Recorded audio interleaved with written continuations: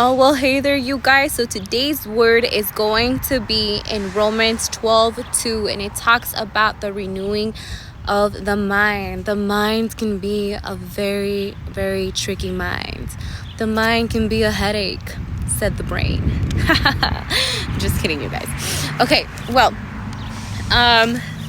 so in order to move on to the next level, in order to grow with God, and do some of the things that God has called us, because some of y'all have been in waiting. Some of the children of God, like I was talking, God is getting ready to open doors, make way. God is really focusing on his children. But in order to move on to the next level, we must not conform to the ways of the world, remove ourselves from the world, and receive a renewing of the mind.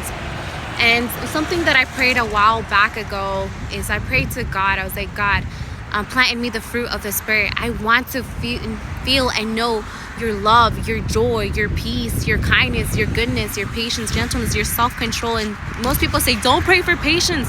Don't pray for some of those things, because you don't know what you're asking for, because God will put you to the test. God will take your prayers very serious. And I'll tell you, like, ever since I prayed for that, God took me very serious. But in order for me to receive those things, God has to really put me to the test. And it's true, like, sometimes we don't understand. And I'm like, oh my goodness, God, I prayed for this. Now I'm like, okay, God, okay. I didn't realize that I needed so much patience. I didn't realize that I lacked so much self-control. But I'm grateful and I'm thankful to God, because like I said, unless I go through and I go through the trials and I go through the storms, it's God preparing my hands for battle. It's God's hand preparing you for battle. He's preparing your vision for battle. Like, he has to reset those visions, reset those thoughts, reset that voice, reset your ears, reset your heart for when you do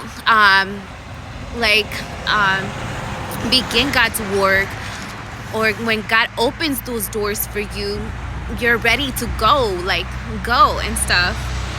And so in this week, I want to, and whenever I say something, it's for myself and it's for y'all too, to focus on renewing our minds, renewing our hearts, and not conforming to the ways of the world. And I know that is so hard to do, and we live in a worldly world.